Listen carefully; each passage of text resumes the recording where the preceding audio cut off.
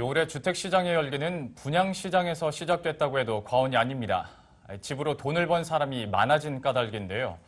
하지만 지난달 정부가 시장에 손을 대면서 그 열기는 한풀 꺾였습니다. 네, MTN이 마련한 연속기획 2017 부동산 시장 어디로 세 번째 시간에는 분양시장에 대해 전망해보겠습니다. 문정우 기자입니다. 올 초 분양한 서울의 한 견본주택입니다. 평균 분양가가 3.3제곱미터당 4천만 원임에도 계약 시작 엿새 만에 모두 팔렸습니다. 집 사서 돈 벌자는 투기 수요가 증가하면서 올해 분양시장은 연일 새로운 기록을 갈아치웠습니다. 먼저 올 한 해 전국 아파트 1순위 청약자 수가 400만 명을 넘어섰습니다. 1순위 평균 청약 경쟁률은 그동안 최고치였던 작년보다 높은 14대 1을 기록했습니다. 모두 지난 2009년 조사 이후 최고치를 경신한 겁니다. 하지만 정부가 11.3 대책을 꺼내들면서 분위기는 확 바뀌었습니다.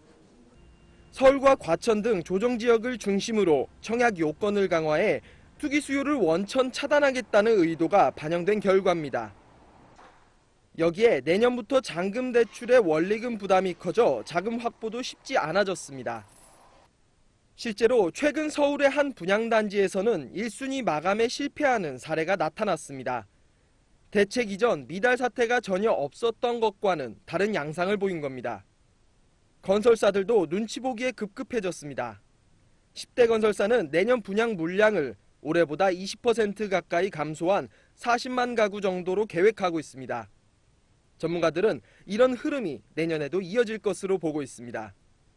대출 규제도 있고 금리 인상도 압박감을 여전히 받고 있기 때문에 청약에 대한 그 청약자 수가 당연히 줄어들 수밖에 없고요. 이로 인해서 분양 시장도 크게 위축이 될 가능성이 높아 보입니다. 특히 지역별 양극화 현상이 더욱 심화될 수 있다는 우려 섞인 목소리도 있습니다. 이제 내년 분양 시장은 상당히 좀 하향 안정화된다 이렇게 좀 볼 수가 있겠는데요.